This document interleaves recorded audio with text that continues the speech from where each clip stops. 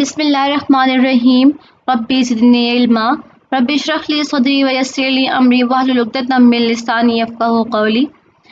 Assalamu alaikum, dear students. I hope you all are doing very well. So class 9, today is Friday, 12 June 2020, and we were studying chapter number 2 of general science, that is our life in chemistry.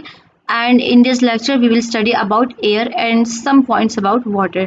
General science students, kindly आप मुझे review दिया करें every lecture के बाद कि आप अपने lecture को अच्छी तरीके से प्रिपेयर कर रहे हैं या नहीं, प्लस आपको कोई कन्फ्यूजन तो नहीं है इसमें। अभी भी आप में से मे बी कुछ स्टूडेंट्स ऐसे हों जिनके पास बुक्स मौजूद नहीं हैं।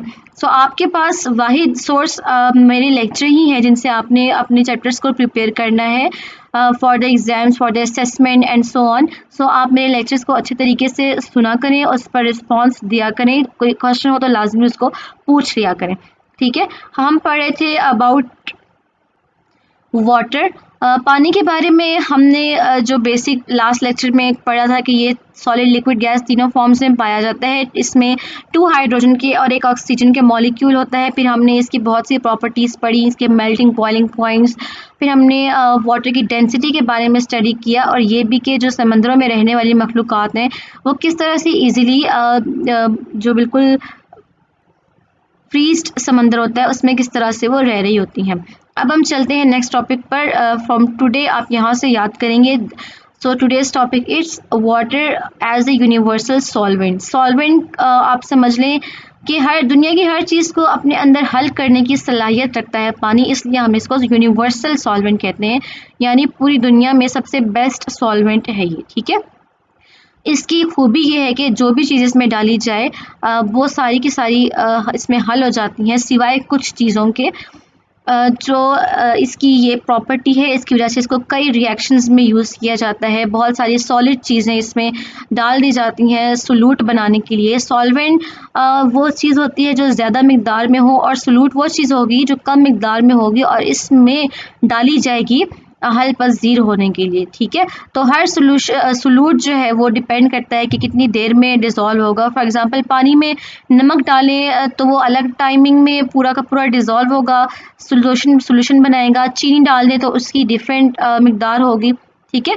मिसाल के तौर पर अब आपको पोटाशियम नाइट्रेट की एग्जांपल गिवन है कि 50 डिग्री सेंटीग्रेड टेम्परेचर हो, ठीक है, और 100 ग्राम पानी हो, तो पोटाशियम नाइट्रेट 84 ग्राम, लेकिन कॉपर सल्फेट 33 ग्राम हल होता है।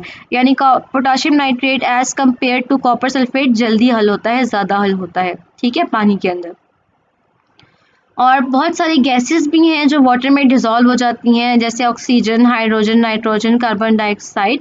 और ऐसा भी होता है कि टेम्परेचर बढ़ाते जाएं तो गैसेस की सॉल्युबिलिटी कम हो जाती है। इसकी रीज़न यही होती है कि जो गैसेस में ऑलरेडी इंटर मॉलिक्यूलर फोर्सेस होती हैं वो बहुत कम होती हैं, और जैसे टेम्परेचर बढ़ाएंगे तो वो फोर्सेस और भी कम हो जाएंगी, गैस मॉलिक्यूल्स ज़्यादा वाइब्रेट करेंगे और वो डिज़ोल्व नहीं हो सकेंगे, ठीक है।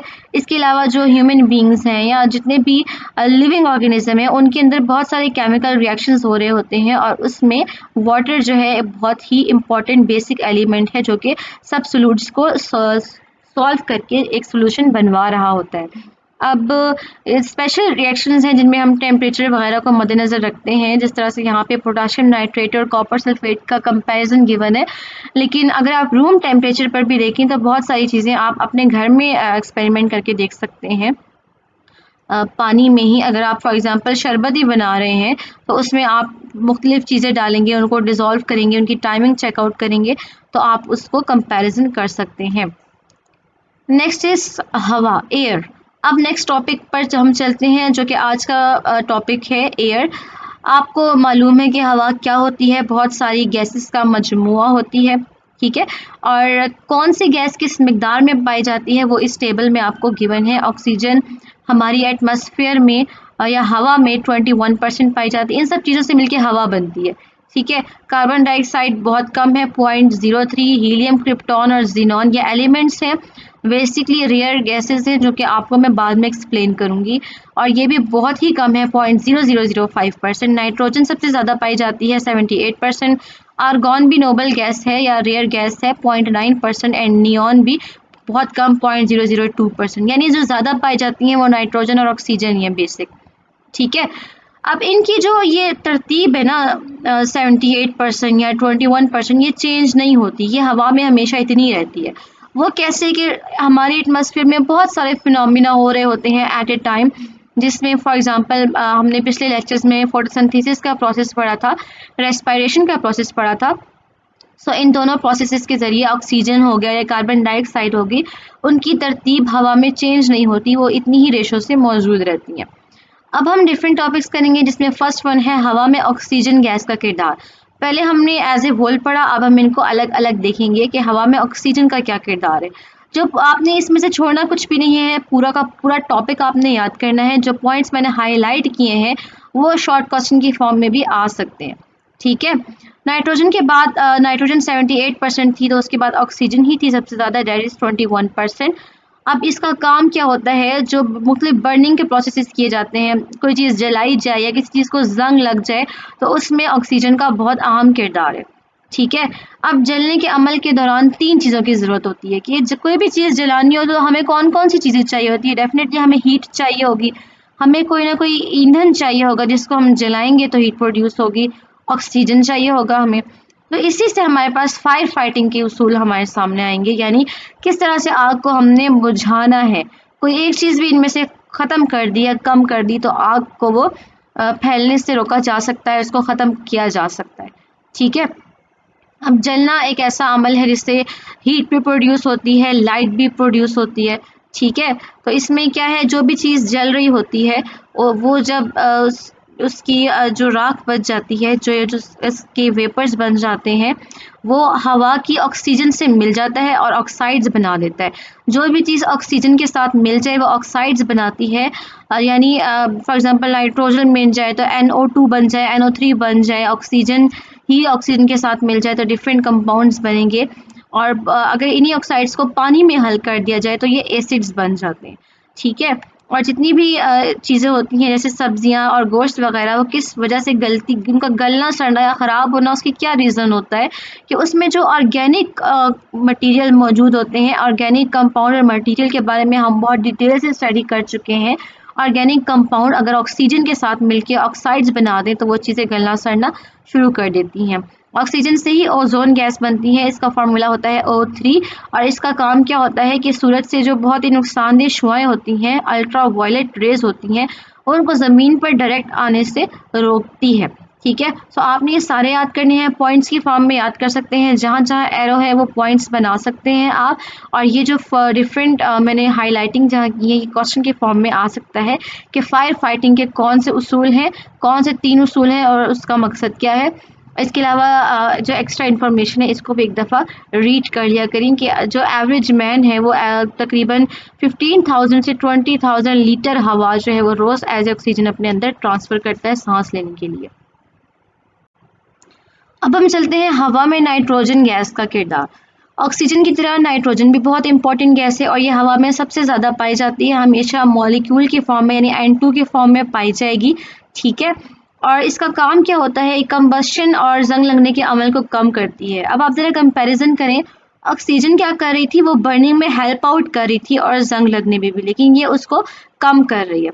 ठीक है, पौधे हो गए या जानवर हो गए, उनमें नाइट्रोजन प्रोटीन की फॉर्म में पाई जाती है और जितने भी लिविंग ऑर्गेनिज्म है वो पौधों से या दूसरे जानदारों जैसे जानवर वगैरह हो गए उनसे प्रोटीन हासिल करते हैं। जैसे हम इंसान डिफरेंट किस्म के गोश्त खाते हैं तो उन सब में क्या होता है, प्रोटीन होता है। नाइट्रेट्स फ़िज़ाई नाइट्रोजन और ज़मीन में मौजूद अमोनिया के कंपाउंड से तैयार किए जाते हैं। जो आर्टिफिशियली या इंडस्ट्रियली जो नाइट्रेट्स प्रिपेयर किए जाते हैं वो इसी हवा में मौजूद नाइट्रोजन से, और जो ज़मीन पर अमोनिया होती है उनसे तैयार किए जाते हैं। ठीक है, नेक्स्ट हम चलते हैं नाइट्रोजन साइकिल की तरफ। नाइट्रोजन साइकिल क्या चीज़ है, इसको ज़रा हम पूरा स्टडी कर लेते हैं। पौधे अपने नाइट्रोजन ज़मीन से नाइट्रेट्स की शक्ल में जड़ों के ज़रिए हासिल करते हैं, यानी जो पौधों की रूट्स होती है ना ज़मीन के अंदर, वहाँ से वो नाइट्रेट्स ले रहे होते हैं, जितना नाइट्रोजन इनको रिक्वायर्ड होता है वो ले लेते हैं। अब उन्हीं के ज़रिए से वो जानवरों में पहुँचती है, जैसे जानवर डायरेक्टली खा लें या कोई चीज़ खा लें तो डायरेक्टली या इनडायरेक्टली वही नाइट्रोजन उन तक पहुँच जाएगी। ठीक है, अब वो जानवर या पौधे जब गले सड़ेंगे तो उनकी प्रोटीन जो है वो अमोनियम कंपाउंड्स में चेंज हो जाएगी गलने सड़ने के दौरान, और जो जितने भी बैक्टीरिया वगैरह होंगे वो ये कंपाउंड्स नाइट्रेट्स और नाइट्रोजन में तब्दील हो जाते हैं।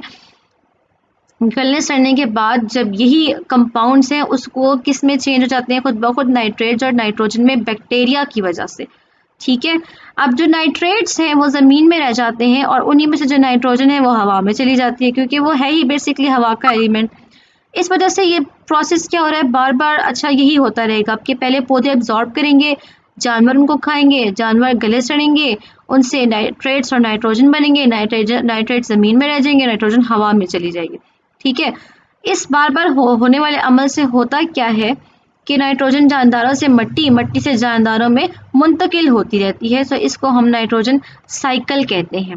किस तरह से साइकिल बनाइए कि ये सारा प्रोसेस होने के बाद जब नाइट्रोजन हवा में चली गई, दोबारा से वो नाइट्रोजन जो है पौधे अब्जॉर्ब करेंगे। ठीक है, और दोबारा से ये सारा प्रोसेस होगा। अब हम चलते हैं हवा में कार्बन डाइऑक्साइड गैस का किरदार। अच्छा, इसमें आपने जो मैंने ये क्वेश्चन बनाया है नाइट्रोजन साइकिल, इसका आंसर यहाँ से यहाँ तक है और बेसिकली आपने याद इसको फुल फ्लैज ही करना है, सारा याद करना है। ये टॉपिक भी आपने फुल याद करना है। इसमें भी 2 क्वेश्चंस हैं, कार्बन साइकिल्स के बारे में पूछा जाए या ग्रीन हाउस इफेक्ट के बारे में पूछा जाए, तो वो आंसर मैंने आपको मार्क करवा दिए। फर्स्ट पैराग्राफ इसका आंसर है और सेकेंड पैराग्राफ जो है वो इसका आंसर है, ग्रीन हाउस इफेक्ट। अब हम इसको देख लेते हैं कि बेसिकली है क्या। हवा में कार्बन डाइऑक्साइड बहुत कम है, 0.3% है। ठीक है, और फोटोसिंथेसिस और रेस्पिरेशन के जरिए ऑक्सीजन और कार्बन डाइऑक्साइड की जो अमाउंट है वो चेंज नहीं होती। इसके अलावा रेस्पिरेशन हो या जलने और गलने सड़ने का अमल हो, इससे दोबारा क्या है कार्बन डाइऑक्साइड जो है वो फिजा में वापस आ जाती है और इस प्रोसेस को कार्बन साइकिल कहा जाता है। ठीक है, कि जो पौधे एब्जॉर्ब करें पौधे एब्जॉर्ब करें कार्बन डाइऑक्साइड को। ठीक है, और फिर क्या हुआ जब वही पौधे वगैरह या रेस्पिरेशन का प्रोसेस है या कोई भी चीज़ जलने और गलने सड़ने का अमल हो, तो वही कार्बन डाइऑक्साइड दोबारा एयर में चली जाती है, फिर वो एब्जॉर्ब करते हैं प्लांट्स, फिर एयर में जाती है। सो ये रिपीटेडली होता रहता है, जिसकी वजह से हम कहते हैं कि दिस इज़ अ साइकिल और इस साइकिल को हम कार्बन साइकिल कहते हैं। इसके अलावा जो कार्बन डाइऑक्साइड है उसका क्या काम है कि वो भी सूरज की, हमने अभी पढ़ा ओजोन के बारे में, वो अल्ट्रा वायलेट रेज से हमें प्रोटेक्ट करती है, जबकि कार्बन डाइऑक्साइड हमें इंफ्रारेड रेज से प्रोटेक्ट करती है। ठीक है, तो ये सब जो रेज हैं हार्मफुल किस्म की, इनसे हमें प्रोटेक्ट करती है। अब अल्ट्रा वायलेट और इंफ्रारेड बेसिकली जो नेम है वो वेवलेंथ से रिलेटेड है, that is an other topic. आपकी अंडरस्टैंडिंग के लिए जो इंसानी स्किन जो है वो बर्दाश्त नहीं कर सकती, जिसमें बहुत ज़्यादा इंटेंसिटी होती है, वो वाली रेज ये फिल्टर आउट कर देती है। ठीक है, अब हम चलते हैं ग्रीन हाउस इफेक्ट पर कि what is basically green house effect. इसका आंसर है यहाँ से यहाँ तक। ठीक है, जब कार्बन जिन चीज़ों में बहुत होता है, फॉर एग्जांपल ऑर्गेनिक कंपाउंड्स हैं, हम उनको बहुत ज़्यादा यूज़ कर रहे हैं, रेफ्रिजरेटर्स में हम क्लोरोफ्लोरोकार्बन्स को बहुत ज़्यादा यूज़ कर रहे हैं, तो उससे क्या होगा कि हमारी फ़ज़ा में है जो कार्बन डाइऑक्साइड बहुत ज़्यादा बढ़ सकती है। ठीक है, कार्बन साइकिल डिस्टर्ब हो सकता है और अगर ये सब होता रहे, यानी कार्बन डाइऑक्साइड फ़िज़ा में बढ़ती जाए, तो उसकी वजह से डेफिनेटली जो हमारी अर्थ है उसका टेम्परेचर भी बहुत ज़्यादा हद तक बढ़ जाएगा और इस अमल को या इस प्रोसेस को ग्रीन हाउस इफेक्ट कहा जाता है। ठीक है, जब टेम्परेचर बहुत ज़्यादा हो जाएगा तो डेफिनेटली जो पहाड़ों पर बर्फ़ है वो भी पिघल जाएगी। अब इतनी ज़्यादा ग्लेशियर्स हैं, इतनी ज़्यादा बर्फ़ होती है, वो सारी पिघल जाएगी, सारा पानी बन जाएगा, तो सैलाब का खतरा हो सकता है। ठीक है, तो जिससे सारा कुछ डिस्टर्ब हो जाएगा, कार्बन साइकिल डिस्टर्ब हुआ, सारी की सारी बर्फ़ मेल्ट हुई, हमारी मौसमी सूरत हाल मेल्ट हुई, सैलाब के ख़तरात हैं। तो इस वजह से जो है ऑर्गेनिक कंपाउंड्स या कार्बन कंपाउंड हमारे लिए नुकसानदेह भी हो सकते हैं। नेक्स्ट चलते हैं लास्ट टॉपिक की तरफ आज के, that is rare gases and their uses. Rare का मतलब होता है कम या बहुत ही कम पाई जाने वाली चीज़ें। ठीक है, उनको रेयर कहते हैं। Rare gases and their uses, इनको हम इनर्ट गैसेज भी कहते हैं। आप इनको नोबल गैसेज भी कहते हैं, यानी ये वो गैसेज होती हैं जो किसी के साथ भी रिएक्ट नहीं करती।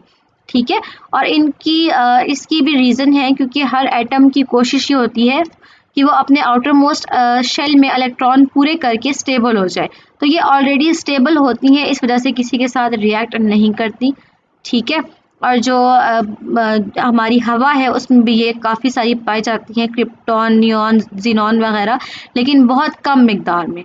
ठीक है, नॉन रिएक्टिव है, इनर्ट भी इसलिए हम इसको कहते हैं। इनमें से फर्स्ट वन है हीलियम। हीलियम एक बहुत ही हल्की फुल्की गैस होती है, इन्हें हम गुब्बारों में भी भरते हैं। गुब्बारों में बेसिकली हाइड्रोजन या हीलियम ही भरी जाती है, अगर हाइड्रोजन ना हो तो हीलियम होती है। ठीक है, जब जब डाइवर्स वगैरह समंदर के अंदर जाते हैं तो वो जो ऑक्सीजन मास्क लगाते हैं, ऑक्सीजन अपने साथ लेके जाते हैं, बेसिकली उसमें 80% हीलियम होती है। ठीक है, क्योंकि ये बहुत हल्की फुल्की गैस है और ये नाइट्रोजन के एक्सचेंज के तौर पर यूज़ होती है, क्योंकि ये नाइट्रोजन से कम जो है वो हमारे खून में हल पजीर या डिज़ोल्व हो जाती है।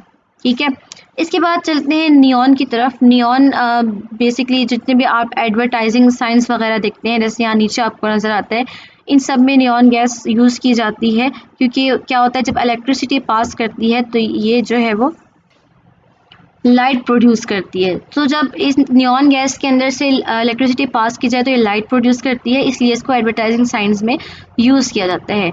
आर्गॉन की अगर बात की जाए तो बिजली के बल्ब वगैरह में इसको यूज़ किया जाता है, फ्लोरेसेंट फोटो ट्यूब्स में, यानी ऐसी चीज़ें जो कि लाइट प्रोड्यूस करें उनमें इनको यूज़ किया जाता है। नीचे आपको पिक्चर के फॉर्म में हर चीज़ एक्सप्लेन की गई है।